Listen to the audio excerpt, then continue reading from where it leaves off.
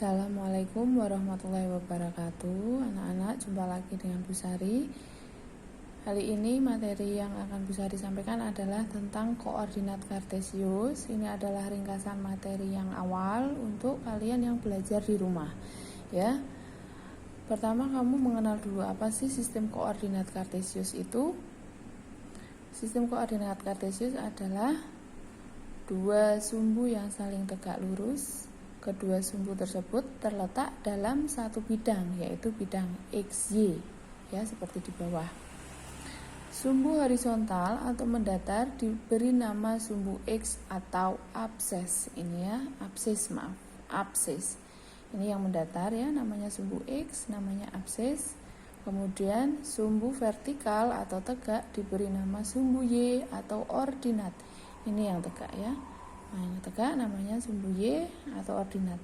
Titik potong sumbu X dan Y disebut titik asal. Ini titik potongnya. Titik asal disimbolkan dengan O. Kemudian untuk nilainya pada sumbu X itu yang berada di sebelah kanannya sumbu Y, ini nilainya positif. Yang berada di sebelah kirinya sumbu Y adalah negatif. Sedangkan untuk sumbu Y sendiri yang berada di atasnya sumbu X adalah positif, yang berada di bawahnya sumbu X adalah negatif. Oke, kita lanjut ya. Langsung kita masuk ke kegiatan 2.1 pada buku paket kalian, nanti bisa dicek, yaitu posisi titik terhadap sumbu X dan sumbu Y. Yaitu cara membaca jarak terhadap sumbu X dan sumbu Y. Ini sudah bisa digambarkan, nanti kamu bisa menggambarnya sesuai dengan itu. Kemudian ada titik-titik yang disediakan A, B, C, D, E, F, G, H. Bagaimana cara membacanya? Lihat di bawah ya. Titik A berjarak 3 satuan dari sumbu Y dan berjarak 6 satuan dari sumbu X. Mana titik A? Ini titik A. Berjarak 3 satuan dari sumbu Y, 1, 2, 3 ya, dari sumbu Y 3 satuan.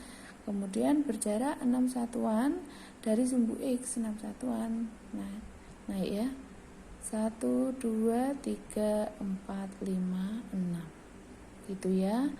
Kemudian contoh yang kedua ada titik B. Titik B mana ini? Titik B berjarak berapa? Kita hitung dari sini. 1, 2, 3, 4. 4 satuan dari sumbu Y dan berapa satuan dari sumbu X? Kita hitung lagi. 1, 2, 3, 4. Ada 4. 4 satuan dari sumbu Y dan 4 satuan dari sumbu X. Satu lagi ya, titik C. Titik C di sini. Berapa satuan dari sumbu Y? Kita hitung. 1, 2, 3, 4. 4 satuan dari sumbu Y dan berjarak berapa satuan dari sumbu X? 1, 2, 3. 3 satuan dari sumbu X. Nah, untuk titik D bisa dibaca sendiri. Kemudian titik E, F, G, H silahkan dilanjutkan. Oke, kita lanjutkan. Kemudian ada ayo kita menalar.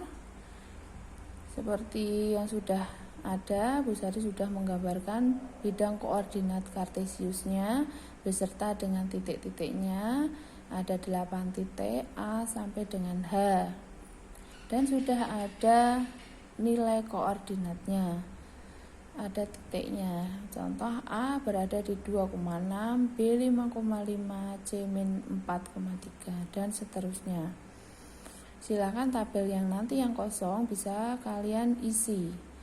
Bu Sari beri contoh untuk titik A nomor 1 berada di 2,6, maka jarak ke sumbu X-nya adalah berapa satuan? Yaitu 6 satuan.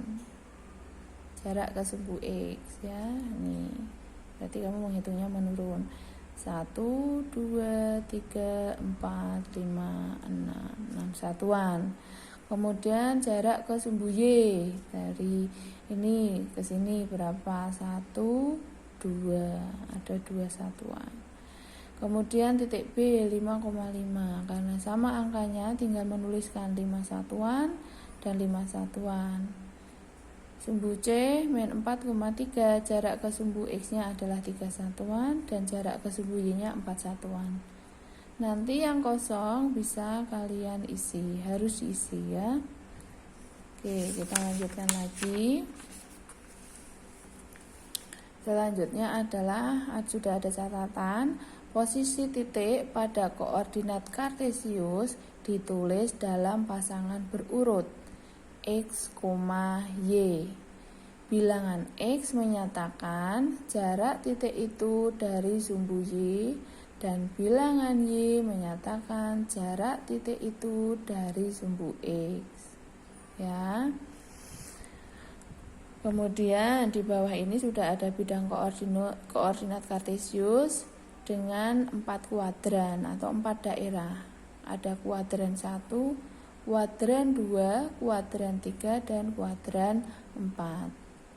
Kuadran 1 nanti titiknya akan bernilai positif semua, X-nya positif, Y-nya positif.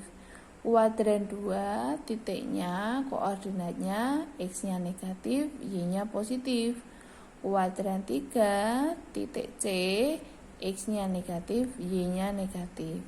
Kuadran 4 titik D, X-nya positif, Y-nya negatif. Maka di bawah ini ada cara membacanya. Contoh, titik A memiliki koordinat 4,3. Kita cek. Karena tadi di atas sudah dijelaskan memiliki pasangan berurut X, Y, maka kita cari dulu A di sini. A itu berada di X-nya berapa? 4. Y-nya berapa? 3. Maka yang dituliskan X-nya dulu baru Y. X-nya 4,3. Maka koordinat X sama dengan 4, koordinat Y-nya sama dengan 3. Lanjut titik B yang berada di kuadran 2. Berarti berada di kuadran 2, X-nya adalah min 4, Y-nya adalah 4. Ya, nah min 4,4. Maka koordinat X-nya sama dengan min 4, koordinat Y-nya sama dengan 4. Kuadran 3 ada di titik C, X-nya min 3, Y-nya adalah min 1, min 3,1. Koordinat X-nya min 3, koordinat Y-nya min 1. Kemudian kuadran 4 ada titik D, X-nya 5, Y-nya adalah min 2. Titik D memiliki 5,-2. Koordinat X sama dengan 5, koordinat Y sama dengan min 2. Begitu ya. Paham ya? Selanjutnya adalah, karena meringkasnya hanya sedikit, selanjutnya kamu mengerjakan latihan soalnya. Ayo kita berlatih 2.1. Semua nomor dikerjakan tanpa terkecuali dan digambar. Sekian dari Bu Sari. Wassalamualaikum warahmatullahi wabarakatuh.